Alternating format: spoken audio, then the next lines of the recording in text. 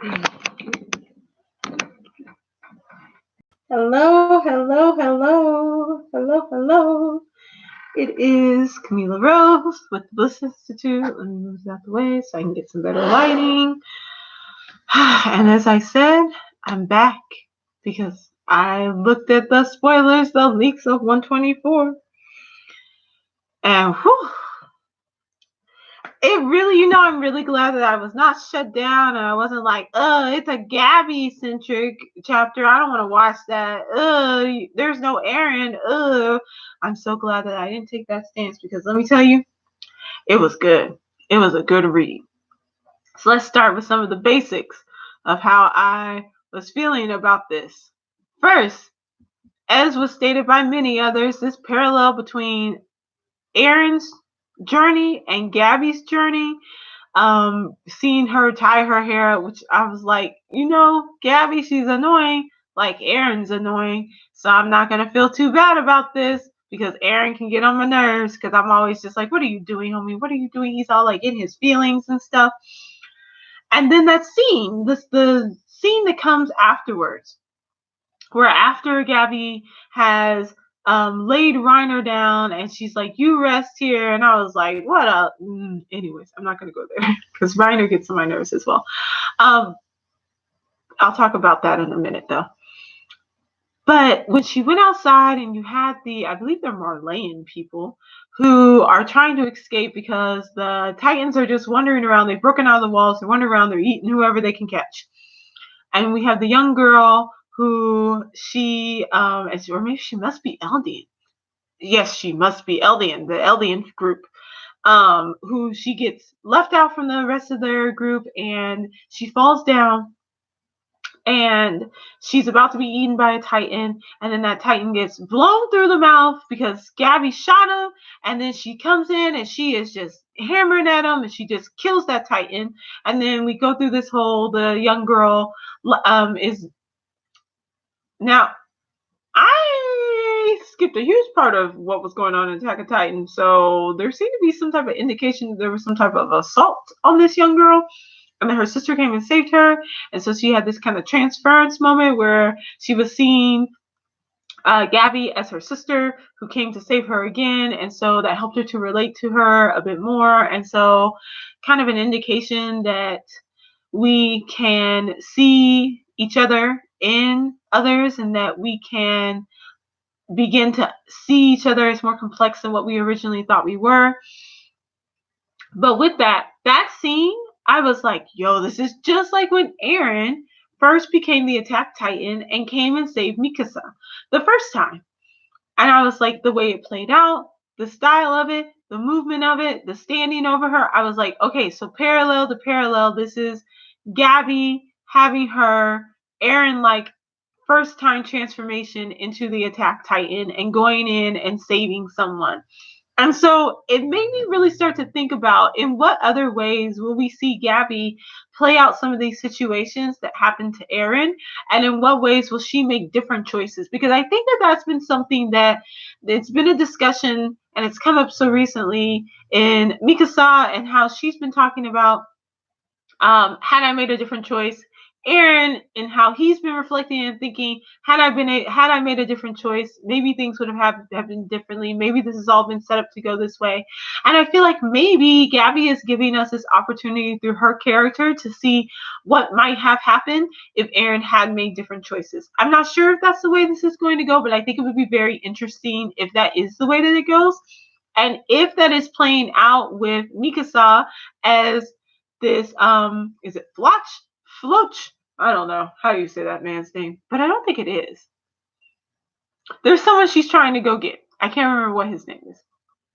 But he's been captured and they're trying to feed him to Connie's mother in order to bring her back, so that she will be transformed from her immobile state in Connie's village and will take on that Titan. But Gabby is very committed to going and saving him. And in seeing that, it made me think, is this the parallel between what could have been between Mikasa and Eren? If there had been more of a commitment to each other in a emotional state beyond um, what's kind of been played out in this more so friend zone space, and in this inability to talk about their feelings beyond being family. Um, I'm curious as to how that's going to kind of play itself out, but Gabby is very committed to bringing all her people home, and it was so interesting because I was like, this is Eren. This is Eren. Eren, we have a literal flashback in this chapter of Eren in the discussion that they're all having before they talk about Connie or bringing I should really find out what this boy's name is. Bringing that fella, the little one, home to Connie's mother to get her transformed. They mention about how they remembered that Eren sacrificed all of this so that he could save them, because he was thinking that that was the only way.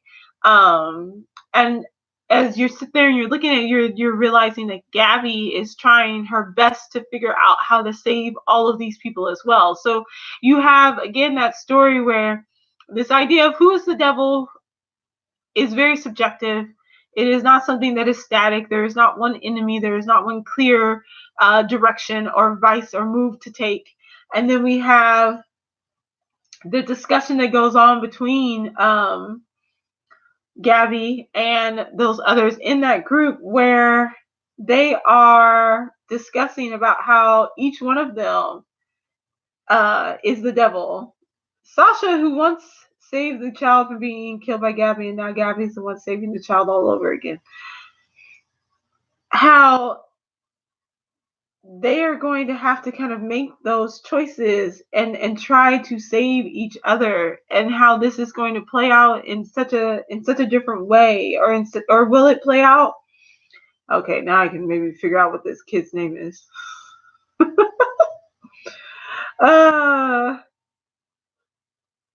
Oh, they want to feed Zeke to the mom. I don't think anybody knows what's going on with that. So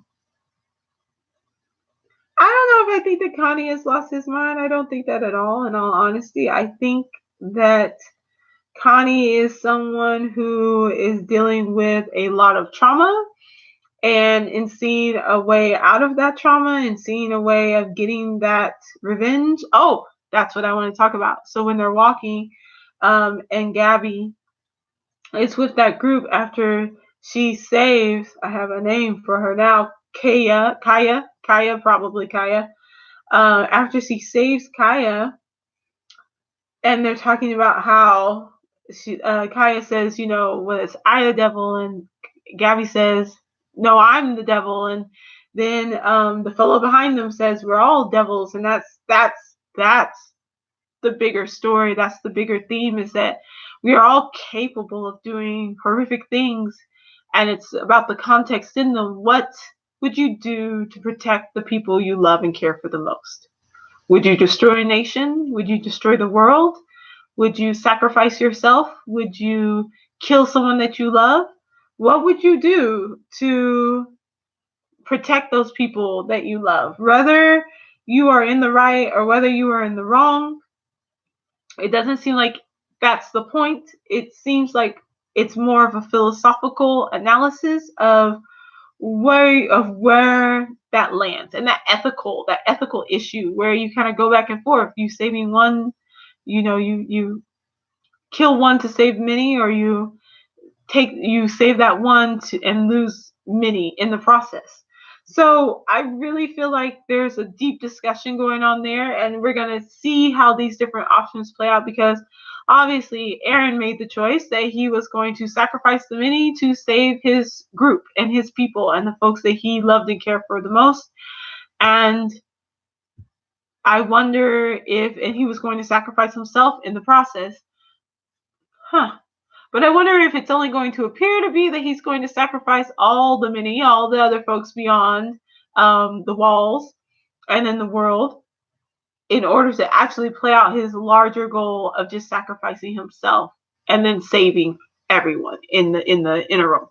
Because with this hardening dissolving, he dissolved the hardening on Reiner, and he dissolved the walls because the walls are made out of the hardening material from the Titans, and he therefore dissolved the hardening that was holding Annie in her suspension, and so Annie is back. One thing that was also revealed in this chapter was that although Eren has awoken all of these Titans, it doesn't seem that he has control over them. It does not seem that and if he does, it doesn't seem that he's directing them. Maybe he hasn't just exerted that control, because the Titans are just eating whoever they come across. Eldian, Marleyan, whoever. They're taking out the Marleyans, but they're also harming the Eldians in the process. So he's obviously, although he told them in his little psychic speak that he's going to destroy the world in order to be able to create a safe space for the Eldians, these Titans didn't get the memo. So it's making me wonder if this is another purpose in behind why he needed to wake up Annie, and that she would be able to control some of these Titans. Now, what does that mean? Does that mean that she will turn the Titans on the folks on the outside? Will she have them go and sit down and just go back to going to be the walls? Will they turn against Eren at this point? Because we get to that point where Gabby has made it to where Armin and Mikasa are, who have fought their way through these Titans to get to the fortress, and she is begging them because she's like, we can't, this cannot be it. Eren, this cannot be our final spot. Reiner is just laid down and he's like, well, Eren is going to destroy everyone, and we just have to watch and see and try to get away. And everyone's tried to tell Gabby that she has to run, try to hide. And Gabby even says to Armin, if you just let me go. I am really trying to figure out what this boy's name is. Let me see. What is this boy's name that she's trying to snatch up? I'm gonna find it. I still think Armin is a punk, so I'm waiting for them to prove me wrong. Yes, I am. But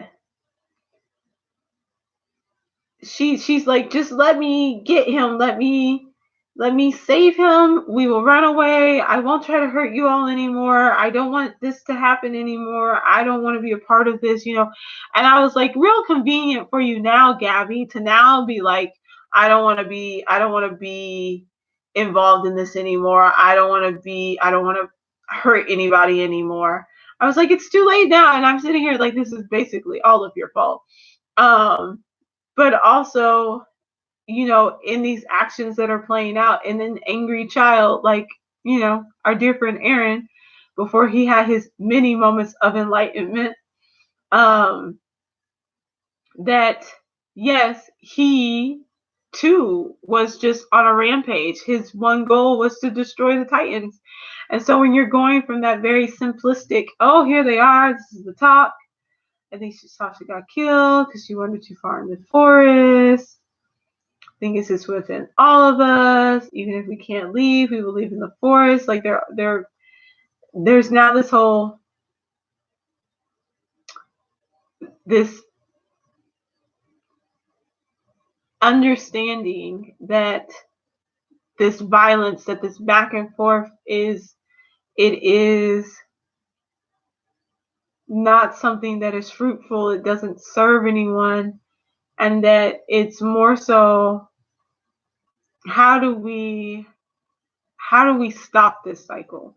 Armin, when speaking with Connie, is trying to convince them that feeding the youngin, I will figure out what his name is, will only restart another cycle of violence. In that this is their friend. This is someone who's very important to Reiner and their group, and that Falco, that's his name, Falco. I knew I would find it. In sacrificing Falco, this is someone who's very important to Reiner and his group, and this will only incite more violence.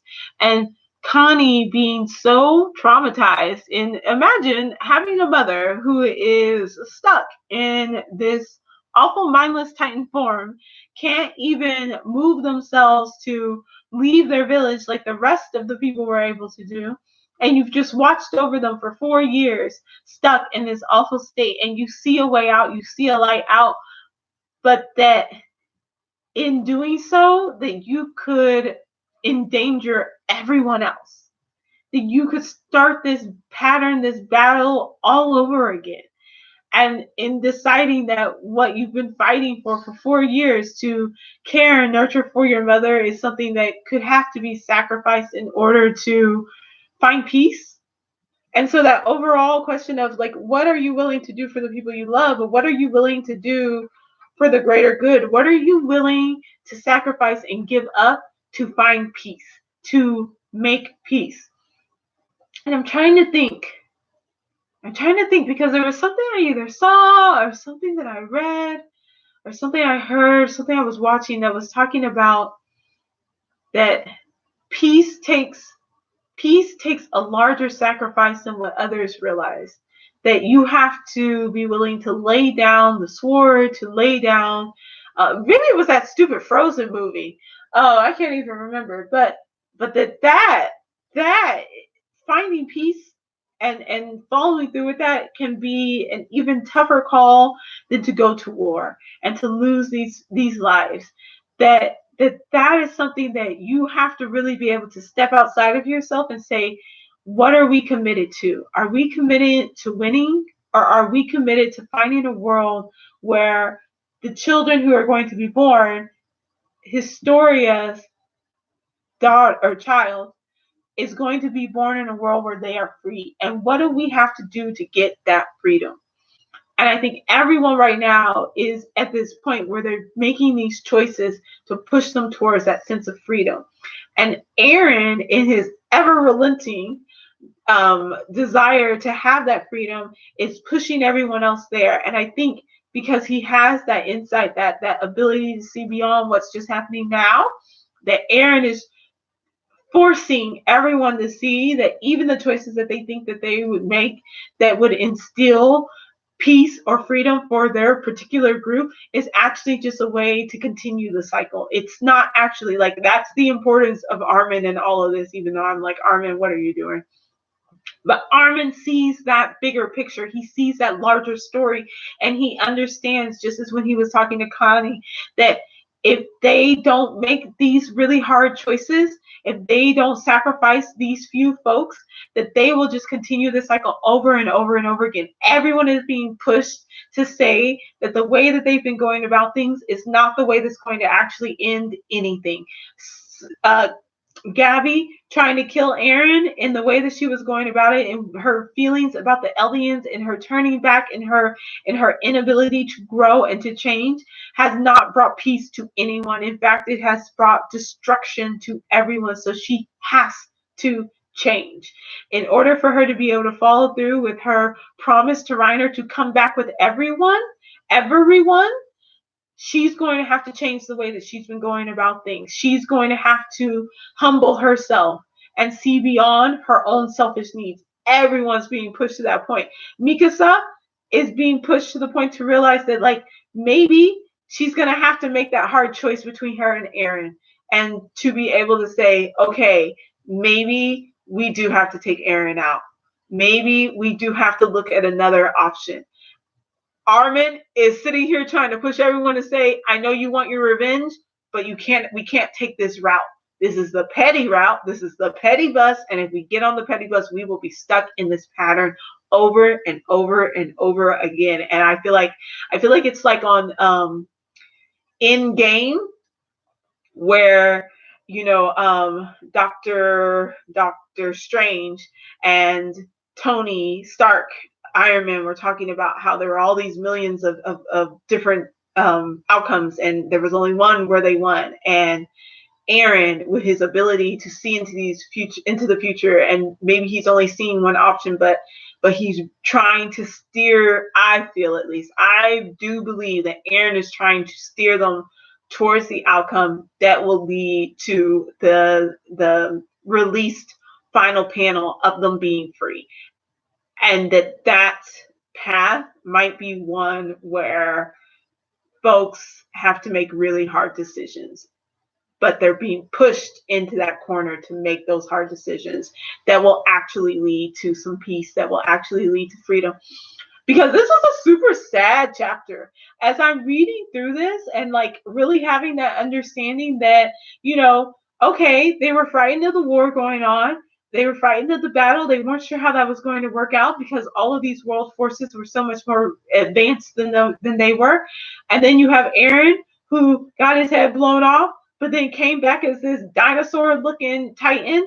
And then you have the rumbling happen, and then you have Eren pulling folks into the past system and giving them the message about how he's going to destroy the world around them to be able to save the Eldians. And so you're thinking, oh, great, we'll be safe.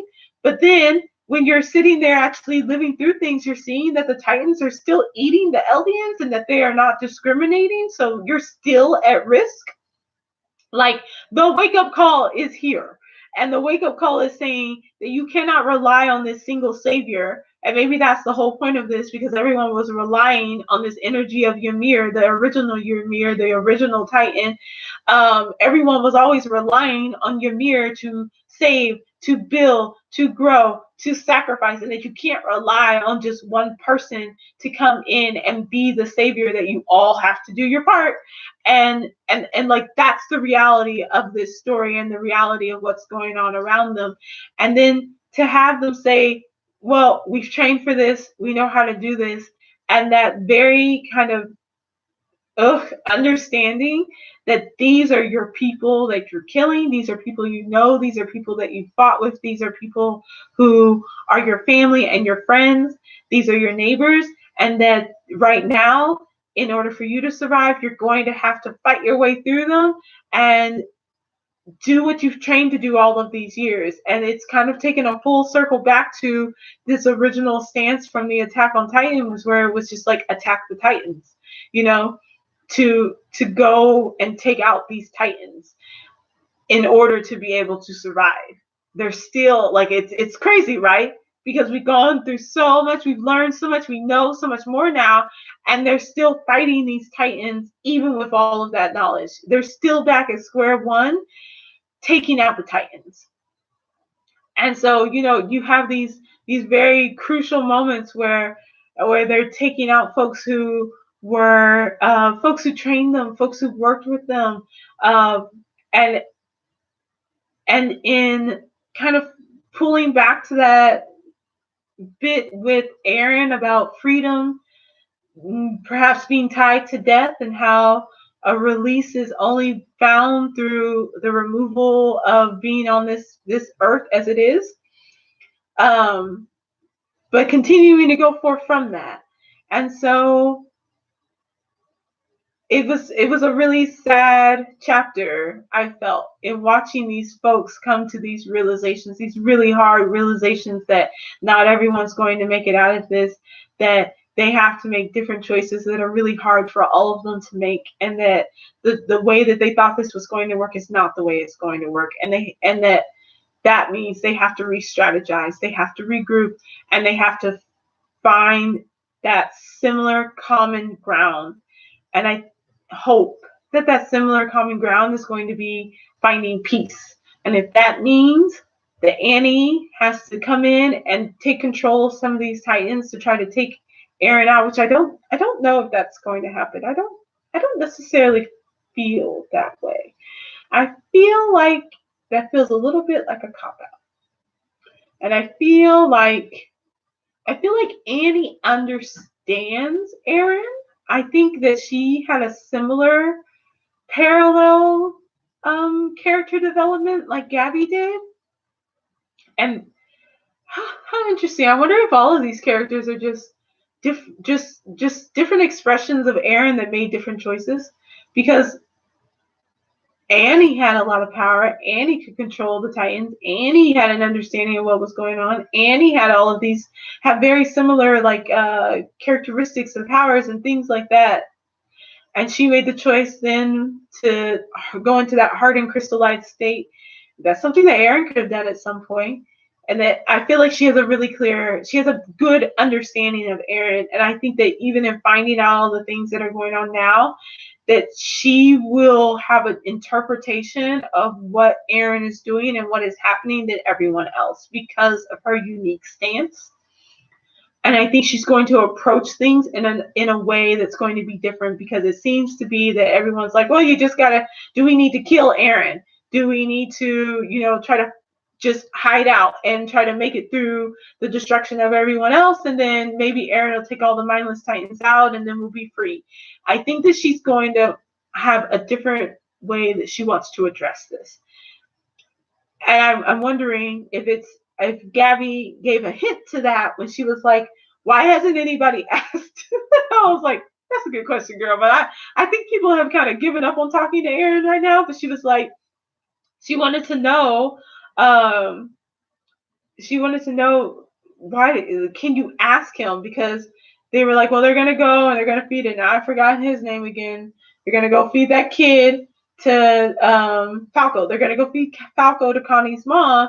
And she was like, well, can't Eren just turn Connie's mom back? And they were like, well, I think that if he could have did that, he would have did that before. And she was like, well, can you ask him? And I'm like, yeah, can like somebody try to talk to Eren?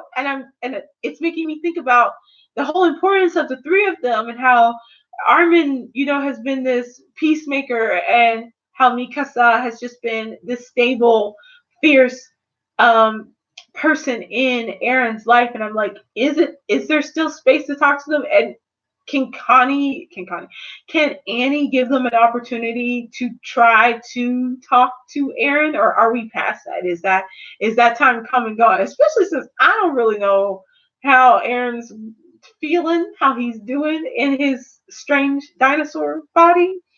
I'm not sure how that's working out for him too well. So I don't know. Lots of thoughts. I would be very interested to see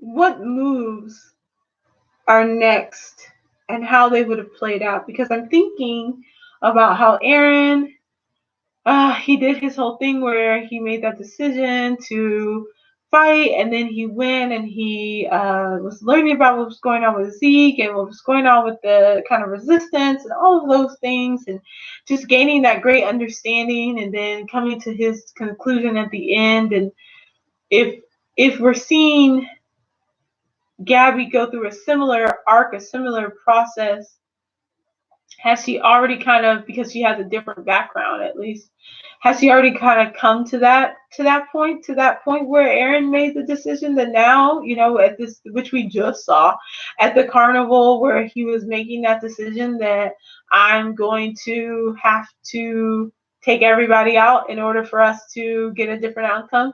Has she already reached that point, and is she understanding that difference? I feel like that might come in discussion. Is Annie Gabby's Zeke? Is Mikasa Gabby's Zeke? I'm not sure. I don't know. I have questions, but I'm interested to see how Annie will factor into this. Clearly, everyone is aware that Annie is back now, that she is out of her crystallized state, and Armin has woken up to that fact very clearly. And so I have every understanding that they are going to be going back and trying to connect with her. So we shall see what happens. Here's the 125. Let me know what y'all think. Let me know what y'all think is coming up. Let me know if you think that Eren's endgame is to try to do a whole reverse Uno, and in starting this war, bringing his people together to end the war. I don't know. We'll see. I don't think that Eren's going to sacrifice himself. I think that he thinks he's going to sacrifice himself, but I think there's going to be something else that happens. But we'll see. All right. I'll see you later. Good night.